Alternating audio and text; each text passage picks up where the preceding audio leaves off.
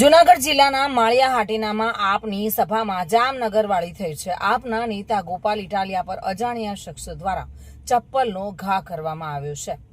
જો કે ગોપાલ ઇટાલિયાનો બચાવ થયો હતો। ચપ્પલના ઘા કરનાર વ્યક્તિની પોલીસ દ્વારા તાત્કાલિક અટકાયત કરવામાં આવી છે। જો કે આ બનાવને ગોપાલ ઇટાલિયાએ સામાન્ય લઈને ભાજપમાં રાજીનામું આપનાર પીઢ આગેવાન અને ક્ષત્રિય સમાજના આગેવાન બચુભાઈ સિસોદિયા તથા તેના સમર્થકો ઉમળકાભેર આવકારી આમ આદમીના ખેસ પહેરાવીને વેલકમ કર્યું હતું।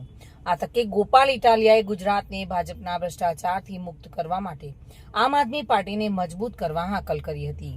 તેમજ ભાજપ હવે ગુજરાતની સત્તાથી દૂર થઈ રહી હોય અને આમ આદમી પાર્ટી દ્વારા ખેડૂતો, શોષિતો, જરૂરિયાતમંદો માટે વિશ્વાસ બની રહી હોવાનું પણ જણાવવામાં આવ્યું હતું।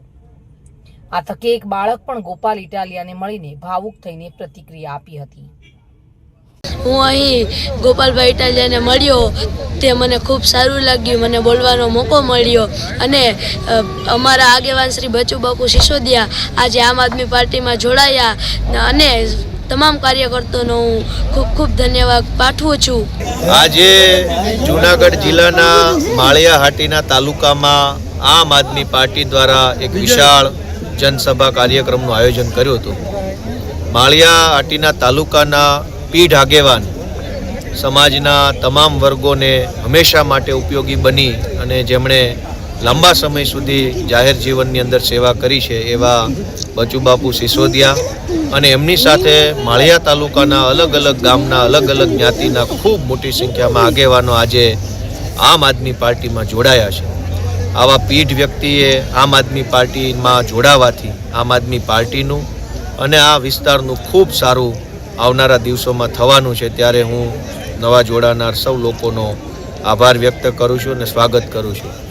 માળિયા વિસ્તારની અંદર અને આ આખા જિલ્લાની અંદર ખૂબ મોટા પ્રમાણમાં ખેતી સાથે સંકળાયેલા લોકો રહે છે, જેમાં ખેડૂત પણ છે, ખેતી મજૂરી કરતા લોકો પણ છે અને ખેતી સાથે સંકળાયેલ ધંધો વેપાર કરતા લોકો પણ છે।